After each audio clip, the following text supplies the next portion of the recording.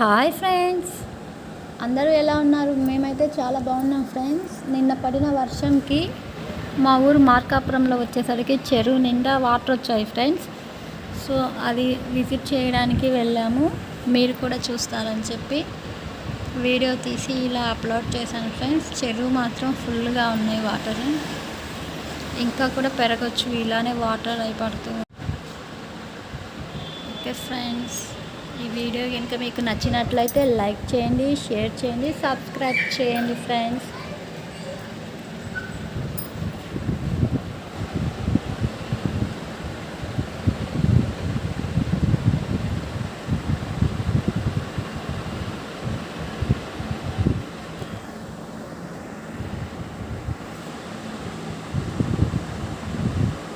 అలాగే మార్కాపురం